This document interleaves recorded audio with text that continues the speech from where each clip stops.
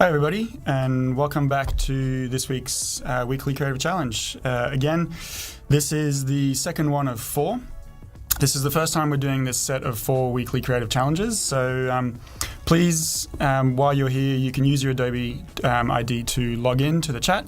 Ask me some questions. I'll be going through a few different things today in Photoshop in terms of taking a sketch from digital to analog. But obviously, if you guys do have a few questions, I'll keep an eye on that, and hopefully we can answer those questions for you while we're doing this. Kind of running through the first set of 4 weekly creative challenges. This one focuses on Photoshop. So last week, we went through basically how to take an image like this, which is basically just a sketch that I've done in my sketchbook, so purely analog work.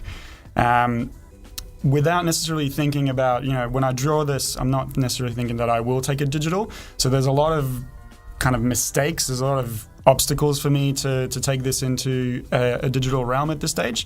So we kind of looked at this and we played around with the Lasso tools and selections and clone stamp and layers and layer masks and adjustments and all that. You can rewatch that on the Adobe Live website if you missed it last week.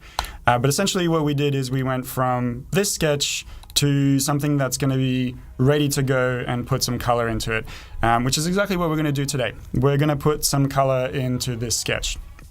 If you missed last week's one, you will find on the Adobe site, you will find a link that will take you to a shared folder where you can download the templates that we used last week. And if you watch the video, you can kind of do those files. So again, this is a kind of, follow this as I do it, ask some questions. If there's anything that I've missed or that you're not super clear on, then please, that's what you're here for. This is really just for you guys to learn some basic tips and tricks. So let's get going. Okay, so again, last week we took this sketch and made it nice and clean. What we want as much as possible is to be able to have a nice white background with a black kind of outline or a dark outline, because what we're going to do now is a little bit counterintuitive actually. What we want to do is, you would want to, normally if you were painting this analog, you would put the line work down and then you would paint the colors on top of it, which would inherently mean that you lose your line work, which, is not the end of the world, but we're working digital here, so kind of sky's the limit. So we're not going to do that. So rather than doing this, and I'll go through what that problem is. And again, you guys will notice I'm using a mouse here, so this might sort of take a little bit more time than normal. But just to show you guys that it is absolutely possible to do this with a mouse. You don't necessarily need to get a drawing tablet like a Wacom. It does make your life a whole lot easier. But again, you can do this without one. All right, so we've got our image all good to go. Yours might look a little bit different to mine. I've done some very, very light editing to this since last week, but it should be kind of 99% the same. So what we want to do is, with this as our background, normally what you'd do is you'd create a new layer in Photoshop and you'd pick a color from your color picker down here. Let's say that we're going to go with pink. We'll talk about color selections in a sec and sort of how you get those going.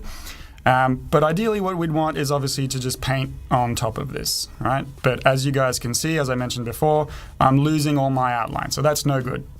But what I can do is I can use what's Photoshop calls blending modes, which you'll find in your layer panel up here where it says normal, which is by default, it's the normal setting. You'll see a lot of kind of different things in here, and it used to be the case that you'd kind of have to sort of guess what these ones do. With the latest update of Photoshop, you now get a preview of what each one does, which is really awesome. The one that we want is multiply. Multiply is going to be our best friend with this kind of stuff. As you guys can see, what's happening here is the color is going through, and basically anything that's black will stay intact, i.e. my outline is black. Anything that's white will go completely see-through. So I've got this pink color here and I've painted on, so that's cool. I could do that if I wanted to. What the problem that I'm going to have later on if I do it this way, i.e. like putting colors on top of my actual drawing, is that because these are set to this blending mode, if I decide, and obviously I've painted this really poorly at this stage, but if I decide that I want to, I've got the hair is pink, let's say that I want the face to be like green or whatever because she's an alien geisha. I'm going to go make a new layer, going to select a nice kind of bright green and put that on multiply as well. As soon as those colors overlap, you'll see what happens. I'm going to get some issues, okay? Because multiply does exactly that. It multiplies the two colors together, so you get green times pink, whatever mathematics that creates. And those colors don't do what exactly you want them to. So it's kind of a bit of a problem to do this way. So what we're going to do is we're going to do it the opposite way. We're going to put the drawing on top, put that on multiply. Let me delete those two layers. And we're going to put our painting layers underneath it. Okay? So again, on my layer, multiply, and then I'm going to create a new layer, and I'm just going to drag it underneath there. And now when I paint my green skin on normal mode, not on multiply, if I come back in with the pink hair, those colors will not bleed into each other. They won't multiply. So that's the basis of what you guys want to do here, right? Drawing on top. Always a good idea also to lock that layer. There's nothing worse than sort of painting for 20 minutes and realizing that you did it all on the wrong layer. So this kind of locking that layer kind of protects myself against my own stupidity and just make sure that I can't paint on that. If I do want to paint on it, I get this little kind of no entry icon. So just good sort of practice to do that way. We're also going to do a little bit of housekeeping here. We're all about sort of naming layers and keeping files pretty clean because you will be potentially working with another designer who's going to have to handle this file, or at best a printer. So it's good to just kind of label your layers something that makes sense. Okay, there's not really any sort of, this is the industry standard for doing it. Something that makes sense that people can identify with. All right, so I call that one hair, that one skin, and we're all ready to go now. So let me undo all of this. I've got my layers down here. I've got my drawing. I'm ready to paint. So there's a few different ways I can do this. First is the most obvious way, which is with our paintbrush.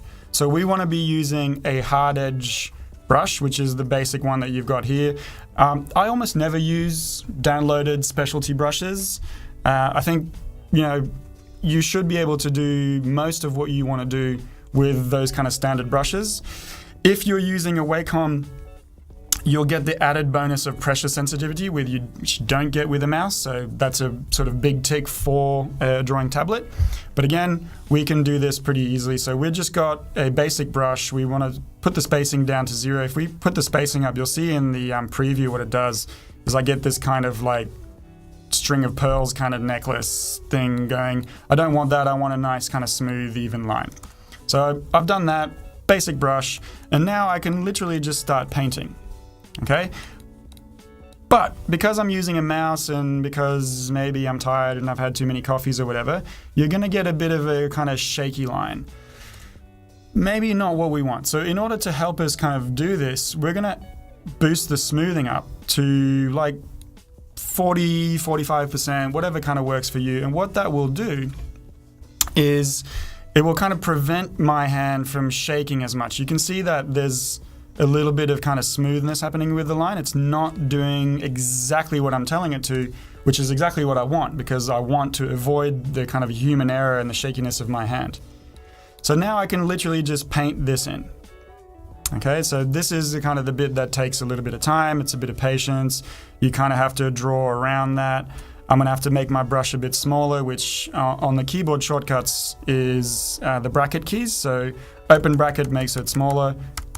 Close bracket makes it bigger, so we can do that down here. If you're using a drawing tablet to do this, you don't have to worry so much because you can just release the pressure and it will give you a finer line. All right, so we can do it that way. That's going to take a little bit of time. It's going to be a little bit like you're just going to sit there kind of scratching away with your mouse and trying to get it all nice and filled in. It can be a way to do it, but there's always a better way to do things in Photoshop, or at least there's always a different way to do things in Photoshop. Sometimes there's 75 different ways to do the same thing in Photoshop. But we're actually going to make a selection and then fill that selection instead of having to just kind of paint away and like, oh, you missed a spot. Not sort of super handy to do. So I'm just going to go into my Lasso tool panel here. I've got a bunch of different Lasso tools in here. I've got the regular Lasso tool and the polygon Lasso tool. The regular Lasso tool will just allow me to literally draw a selection, and then as soon as I let go, I've got that selection that I just drew. The polygon Lasso tool, which can be handy if you're using a mouse, depending on the style that you're going for, will actually just be click and pull. So that tool only does straight lines. But what the beauty of it is that if you kind of messed up, you can be a little bit more precise with it, because it won't commit your line as you're doing it. You actually have to click where you want that point to go before it'll commit that line. Whereas with the other one, what you see is what you get. So it's a little bit more immediate. But we're going to use this one for now. So I'm going to attempt to kind of do this thing relatively cleanly.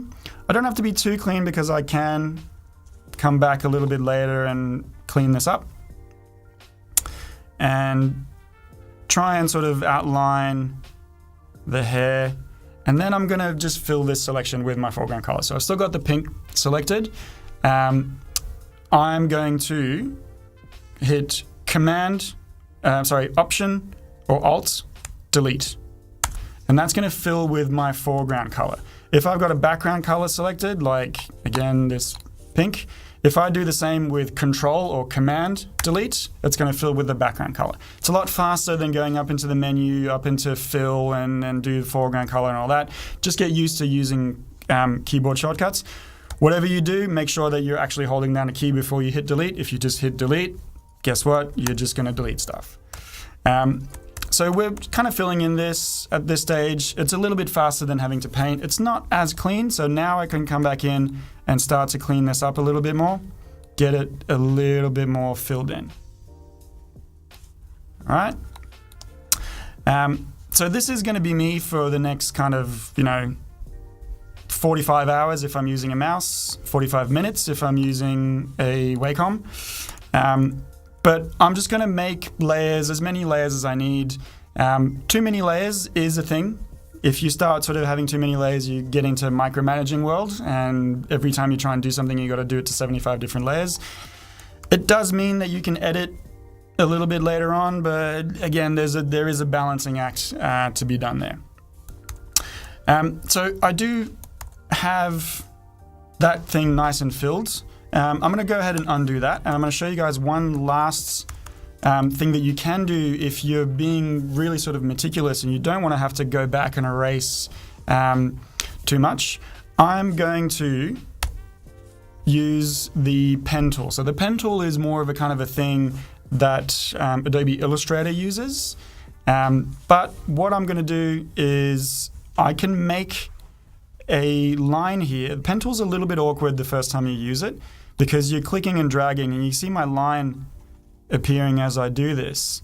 So I can actually make a really sort of clean selection. The nice thing about this is, like, again, I'll do this really roughly for the sake of time, and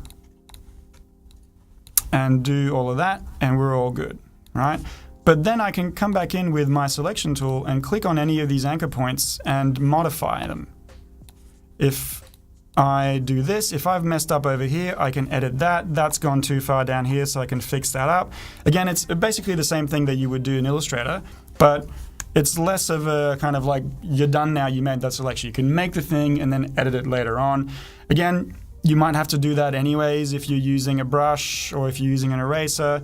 It really is just down to what you guys want to use. Whatever you're comfortable with using is definitely what you should use. So we've done our selection. Now, this isn't a selection yet, so we're going to right click and say make selection. And you'll see the marching ants will come up again, and I can hit Option Delete and I can fill that. All right. So essentially what I've just shown you guys is 3 different ways of applying color to that specific drawing. Yeah. Again, there's probably more ways than this, but those are the more kind of like basic ways. So in true kind of cooking show form, I'm just going to show you guys where that kind of leads to a little bit later on, where I've actually done a fill here. I've filled in the hair. Not everything is ready to go yet, but it's just, this is a few minutes into that process where I've made this color. One of the things that you'll notice what I've done here is I've made this group here and I've put a layer mask onto it. What we're kind of doing here, again, this is a different way of looking at stuff. If you look at this without the layer mask, this is what it looks like, okay? So the reason I would do this, if I just turn this off, you can see what I'm going to do here is, if I'm going to paint her hair with the mouse, I need to be careful the first time around, right? I need to be really kind of paint within the lines. I could do this with a lasso tool, I could do whatever I want, but I'm going to have to fix within the lines. Let's say later on that I want to paint, like, I don't know, whatever, she's a punk geisha, so she's going to have like blue streaks in her hair. I'm going to have to be equally careful with that next one to fit within the borders of that drawing. I can't do this, right? So I need to be careful basically every time I do the drawing, which is a bit of a pain. I don't want to have to do that, and Photoshop offers me a way to not have to do that. So essentially what I've done is I've created a layer, right? And I've filled that with red because I want the whole thing to be one color, but I'm actually going to make one time the whole selection of the entire shape, and then I can reuse that selection as a layer mask to be used every time, so I don't have to actually redo that work every single time I try this. So with that red on, if I turn that layer mask back on, you'll notice what I've done here is I've still had to paint it, I've had to select it. Layer masks work in this way that if I do this, it'll go out here. If I paint an X up there, it'll do that as well. So I've actually had to go in and paint that in, right? So I still have to do the work, but I only have to do it once. Because what happens then is, if I make a new layer and I want to paint her hair, if I'm painting up here, you can see where my mouse is outside that, nothing is happening. It is, but it's not showing because I've got a layer mask on it. So that means that now if I paint streaks, I can just be as kind of sloppy as I want, as long as it fits within the hair. I still need to be careful down here. I could put a layer mask just for the decorations, but then you've got like 17,000 layers with a layer mask on each one. It gets a little bit tricky. So there's still a little bit of work that you need to do. Photoshop won't kind of, cook the dish, clean the table, and sing you a song at the same time. But it does do a lot of stuff for you. So then, because I've got this on that layer mask, I can just do all these different layers, and I don't have to worry about painting in that exact shape every single time I make a new one, right? So what I've done here is I've made all of these guys into a group, and then I've applied a layer mask to every single layer in that group. Yeah? So then I've just got this thing where I can just reuse that again and again and again and again. I don't have to redo it every single time. Okay?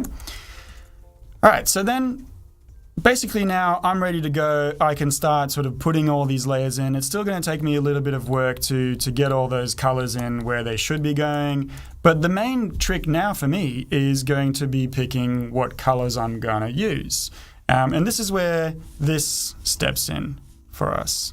So I work with, because I'm a fan of the 80s and I'm a fan of cyberpunk and I'm a fan of just nice, bright, poppy colors. The world is in black and white for a reason. I've made myself these little kind of color palettes that I use. So you can see they're all very kind of neon-y. They're all very bright colors. I try and stick to 6 colors. A lot of my work, in fact, like almost all of my work isn't 6 colors, but it's nice to just start with a basic kind of thing of just 6 colors. I've spoken about this before actually on live streams as well. I will also try and do this thing that we call the 60-30-10 rule, which is 60% one color, 30% another color, and then 10% is kind of like the chili on the dish that just kind of picks it up a little bit. It gives it a little bit of highlights. And in these kind of swatches in here, you'll notice that I've got colors that are a little bit similar. So we got 60% blues, 30% pinks, and then 10% this like bright poppy green color, and that's going to be the color that I'm going to use. So I can select a color from here and drag it into my file here, and because it's got into my layer mask, it's providing the wrong color. But now I can use this as a color palette to kind of do what I want. All right, so let's say that I want the hair to be this kind of dark blue color. I've already painted the hair in at this stage, so I'm going to have to refill that with that particular color.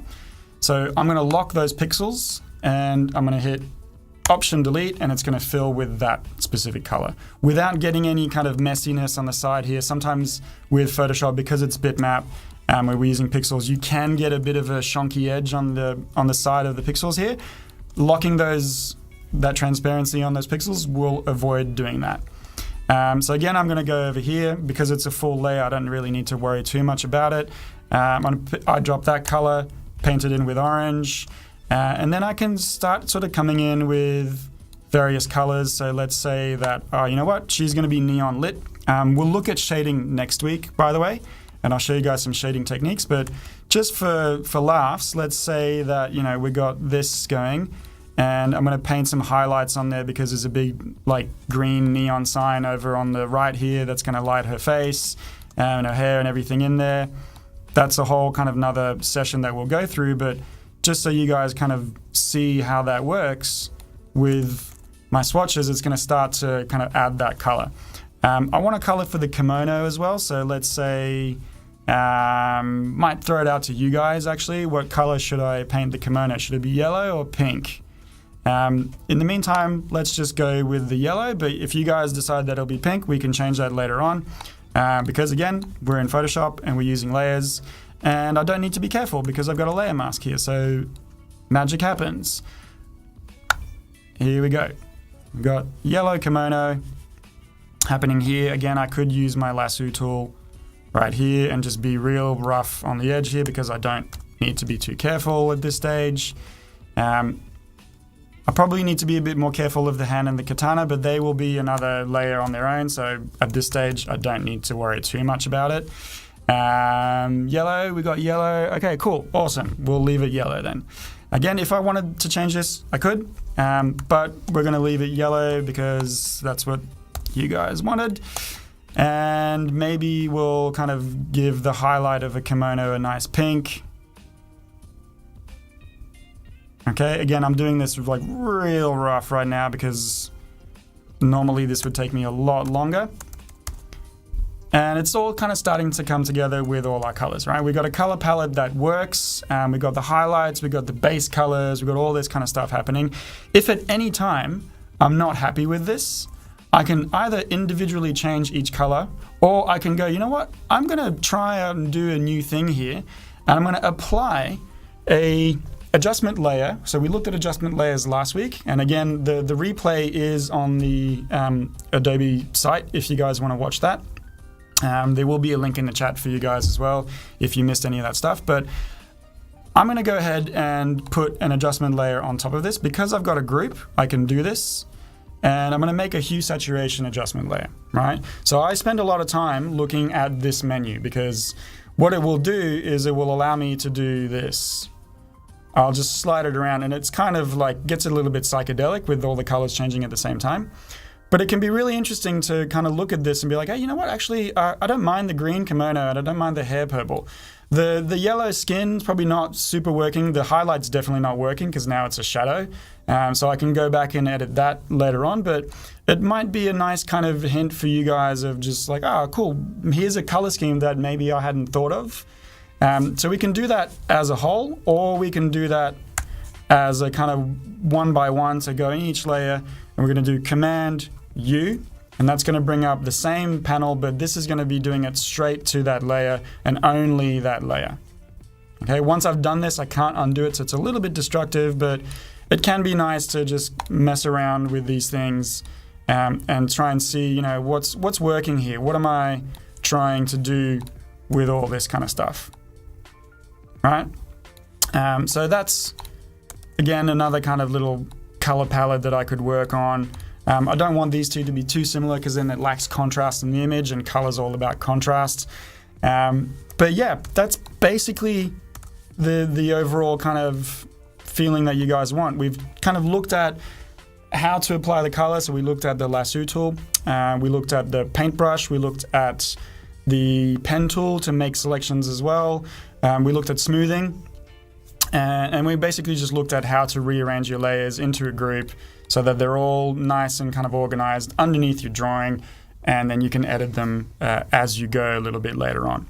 So what I'd really like from you guys to do is, if you guys have followed on with this, that's really awesome.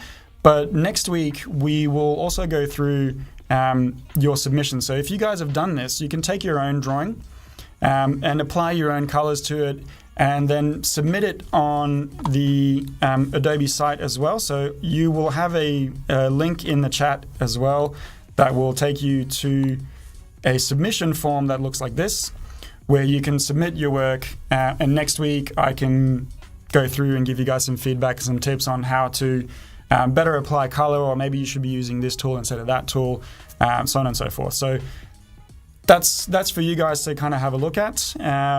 And again, this is also being replayed, so if you missed this, there will be the links and descriptions at the bottom of the video in the comments. And that's a wrap for this one. Next week, again, we're looking at shading. So make sure you guys tune in. It'll be at the same time. And in about sort of half an hour, stay tuned. We've got Alex Laur coming in, and I'll be hosting him. I'm replacing Flynn Tracy today. But Alex is going to come in and show you guys his whole process on Adobe Illustrator. So that should be really awesome. So if you guys are still logged in, just stay logged in and grab some lunch and come back in half an hour, and it'll be myself and Alex here to help you guys with Illustrator as well. Thanks for tuning in. I hope you guys got something out of it, and we'll see you guys next week.